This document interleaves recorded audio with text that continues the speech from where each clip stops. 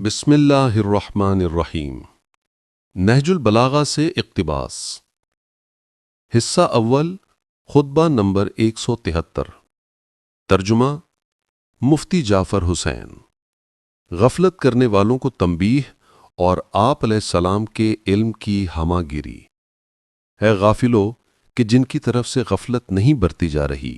اور اے چھوڑ دینے والو کہ جن کو نہیں چھوڑا جائے گا۔ تعجب ہے کہ میں تمہیں اس حالت میں دیکھتا ہوں کہ تم اللہ سے دور ہٹتے جا رہے ہو اور دوسروں کی طرف شوق سے بڑھ رہے ہو۔ گویا تم وہ اونٹ ہو جن کا چرواہا انہیں ایک ہلاک کرنے والی چراگاہ اور تباہ کرنے والے گھاٹ پر لایا ہو۔ یہ ان چوپاؤں کی مانند ہیں جنہیں چھریوں سے ذبح کرنے کے لیے چارہ دیا جا رہا ہو اور انہیں یہ معلوم نہ ہو کہ جب ان کے ساتھ اچھا برتاؤ کیا جاتا ہے تو ان سے مقصود کیا ہے۔ یہ تو اپنے دن کو اپنا پورا زمانہ خیال کرتے ہیں اور پیٹ بھر کر کھا لینا ہی اپنا کام سمجھتے ہیں۔ خدا کی قسم، اگر میں بتانا چاہوں تو تم میں سے ہر شخص کو بتا سکتا ہوں کہ وہ کہاں سے آیا ہے اور اسے کہاں جانا ہے اور اس کے پورے حالات کیا ہیں، لیکن مجھے یہ اندیشہ ہے کہ تم مجھ میں کھو کر پیغمبر صلی اللہ علیہ وآلہ وسلم سے کفر اختیار کر لوگے۔ البتہ میں اپنے مخصوص دوستوں تک یہ چیزیں ضرور پہنچاؤں گا کہ جن کے بھٹک جانے کا اندیشہ نہیں۔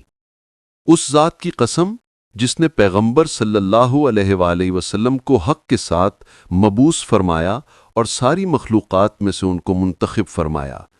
میں جو کہتا ہوں سچ کہتا ہوں کہ مجھے رسول اللہ صلی اللہ علیہ وآلہ وسلم نے ان تمام چیزوں اور ہلاک ہونے والوں کی ہلاکت اور نجات پانے والوں کی نجات اور اس امر کے انجام کی خبر دی ہے، اور ہر وہ چیز جو میرے سر پر گزرے گی اسے میرے کانوں میں ڈالے اور مجھ تک پہنچائے بغیر نہیں چھوڑا۔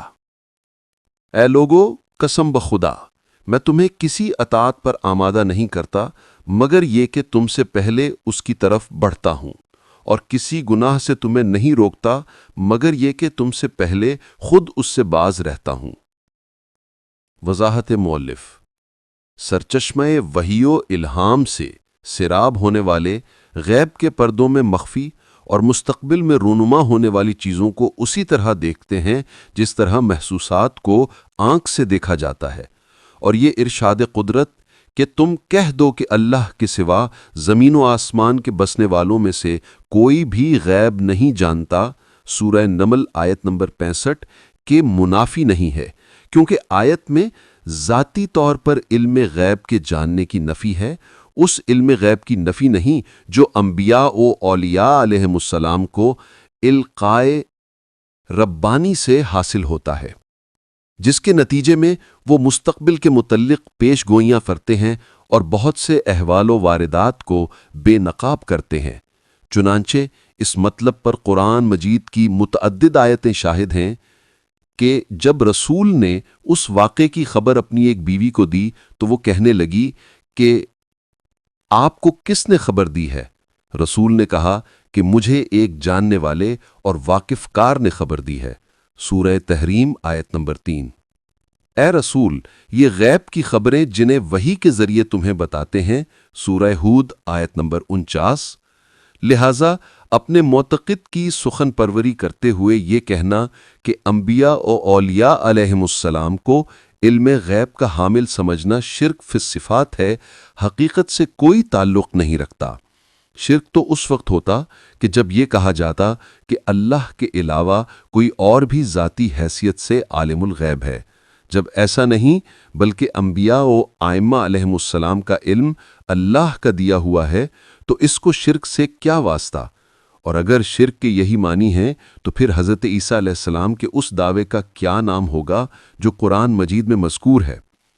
میں تمہارے لیے مٹی سے ایک پرندے کا ڈھانچہ بناؤں گا، پھر اس میں پھونک ماروں گا تو وہ خدا کے حکم سے سچ مچ کا پرندہ بن جائے گا، اور میں مادرزاد اندھے اور مبرص کو اچھا کر دوں گا اور اس کے حکم سے مردوں کو زندہ کروں گا، اور جو کچھ تم کھاتے ہو اور گھروں میں جمع کر کے رکھتے ہو تم کو بتا دوں گا، سورہ آل عمران آیت نمبر 49۔ کیا ان کو بحکم خدا خالق اور حیات بخش مان لینے کے یہ معنی ہیں کہ اللہ کی صفت خلق اور احیا میں ان کو شریک سمجھا گیا ہے؟ اگر ایسا نہیں تو پھر اللہ کے کسی کو امور غیب پر مطلع کر دینے سے یہ کہاں سمجھا جا سکتا ہے کہ اس کے عالم الغیب ہونے میں اس کو شریک ٹھہرا لیا گیا ہے؟ کہ علم غیب کے جاننے کو شرک سے تعبیر کر کے اپنی موحدانہ عظمت کا مظاہرہ کیا جائے۔ اس حقیقت سے کوئی شخص انکار نہیں کر سکتا کہ بعض لوگوں کو خواب میں ایسی چیزیں نظر آ جاتی ہیں یا اس کی تعبیر سے ظاہر ہو جاتی ہیں جن کا ظہور مستقبل سے وابستہ ہوتا ہے، حالانکہ خواب کی حالت میں نہ حواس کام دیتے ہیں اور نہ ذہن و ادراک کی قوتیں ساتھ دیتی ہیں۔ تو اگر بیداری میں بعض افراد پر کچھ حقائق منکشف ہو جائیں تو اس پر اچنبھا کیوں اور اس سے وجہ انکار کیا؟ جبکہ عقل کہتی ہے کہ جو چیز خواب میں واقع ہو سکتی ہے وہ بیداری میں بھی ممکن ہے۔ چنانچہ ابن میسم نے تحریر کیا ہے کہ خواب میں یہ افادہ و فیضان اس لیے ہوتا ہے کہ نفس تربیت بدن کی الجھنوں سے آزاد اور مادی علائق سے الگ ہوتا ہے، جس کی وجہ سے بہت سی ایسی پوشیدہ حقائق کا مشاہدہ کرتا ہے جنہیں ظاہری آنکھیں دیکھنے سے عاجز و قاصر ہوتی ہیں۔ یوں ہی وہ نفوس کاملہ جو جنبہ مادی سے بے اعتنا اور قلب و روح کی پوری توجہ سے افاضہ علمی کے مرکز سے رجوع ہوتے ہیں، ان پر وہ حقائق و بواطن منکشف ہو جاتے ہیں جنہیں ظاہری آنکھیں دیکھنے سے عاجز و قاصر ہوتی ہیں۔ لہٰذا اہل بیت علیہم السلام کی روحانی عظمت کے پیش نظر اس میں قطعاً کوئی استبعاد نہیں کہ وہ مستقبل میں وقوع پذیر ہونے والی چیزوں سے آگاہ ہو سکیں۔ چنانچہ ابن خلدون نے تحریر کیا ہے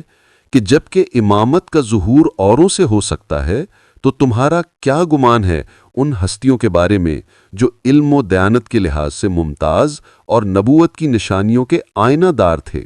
اور اس بزرگ اصل پر جو نظر توجہ باری تھی وہ اس کی پاکیزہ شاخوں کے کمالات پر شاہد ہے۔ چنانچہ امور غیب کے متعلق اہل بیت علیہم السلام سے بہت سے واقعات نقل کیے جاتے ہیں جو کسی اور کی طرف منسوب نہیں کیے جا سکتے۔ مقدمہ ابن خلدون صفحہ نمبر 234۔ اس صورت میں امیر المومنین علیہ السلام کے دعویٰ پر کوئی وجہ استجاب نہیں،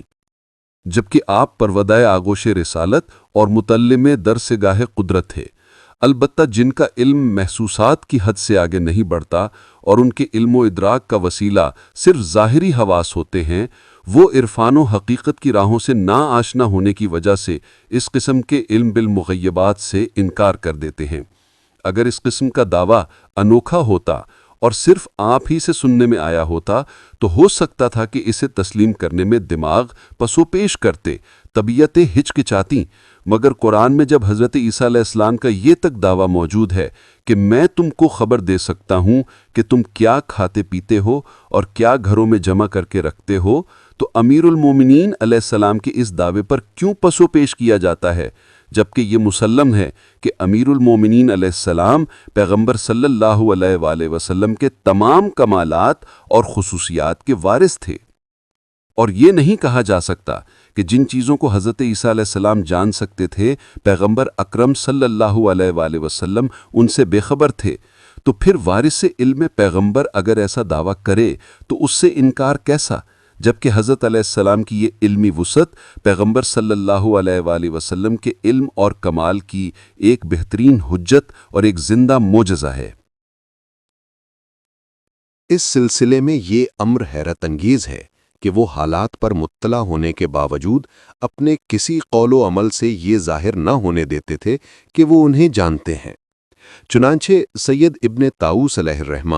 اس دعویٰ کی غیر معمولی عظمت و اہمیت پر تبصرہ کرتے ہوئے تحریر فرماتے ہیں کہ اس دعویٰ کا حیرت انگیز پہلو یہ ہے کہ باوجود اس کے کہ امیر المومنین علیہ السلام احوال و وقائع سے باخبر تھے، پھر بھی قول و عمل کے لحاظ سے ایسی روش اختیار کیے ہوئے تھے کہ دیکھنے والا یہ ماننے کے لیے تیار نہیں ہو سکتا تھا کہ آپ دوسروں کی پوشیدہ باتوں اور مخفی کاموں پر مطلع ہوں گے، کیونکہ عقلا کو یہ اعتراف ہے کہ جس کو یہ معلوم ہو کہ اس سے کون سا عمل ظہور پذیر ہونے والا ہے یا اس کا ساتھی کیا قدم اٹھانے والا ہے یا لوگوں کے چھپے ہوئے بھید اس کی نظر میں ہوں، تو اس علم کے اثرات اس کے چہرے کے خط و خال اور اس کے حرکات و سکنات سے ظاہر ہونے لگتے ہیں، اور جو شخص جاننے بوجھنے کے باوجود اس طرح رہے سہے کہ گویا وہ بے خبر ہے اور کچھ نہیں جانتا، تو اس کی شخصیت ایک معجزہ اور متضاد چیزوں کا مجموعہ ہوگی۔ طرائف، صفحہ 422۔ اس موقع پر یہ سوال پیدا ہوتا ہے کہ وہ اپنے باطنی علم کے مقتضیات پر عمل کیوں نہ کرتے تھے؟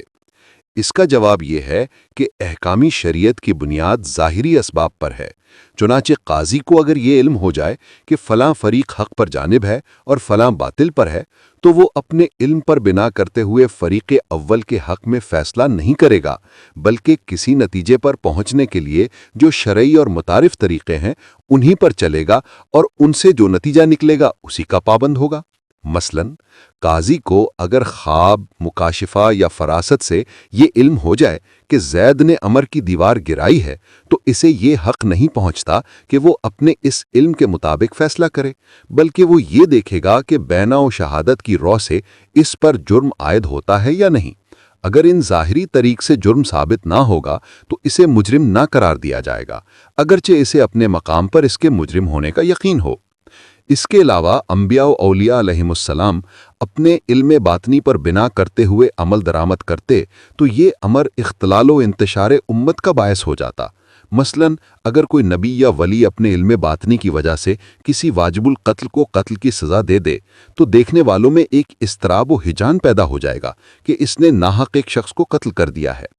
اسی لیے قدرت نے خاص موارد کے علاوہ علم باطنی پر بنا کر کے نتائج مرتب کرنے کی اجازت نہیں دی اور صرف ظواہر کا پابند بنایا ہے۔ چنانچہ پیغمبر صلی اللہ علیہ وآلہ وسلم بعض منافقین کے نفاق سے آگاہ ہونے کے باوجود ان سے وہی رویہ رکھتے تھے کہ جو ایک مسلمان کے ساتھ رکھنا چاہیے۔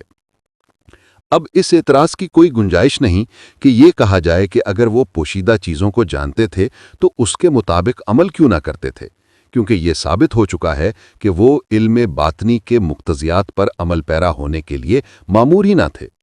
البتہ پند و موعظت اور انذار و بشارت کے لیے جہاں حالات و مقتضیات ہوتے تھے، بعض امور کو ظاہر کر دیتے تھے تاکہ پیش آئندہ واقعات کی پیش بندی کی جا سکے، جیسا کہ امام جعفر صادق علیہ السلام نے یحییٰ ابن زید کو مطلع کر دیا کہ وہ اگر نکلے تو قتل کر دیے جائیں گے۔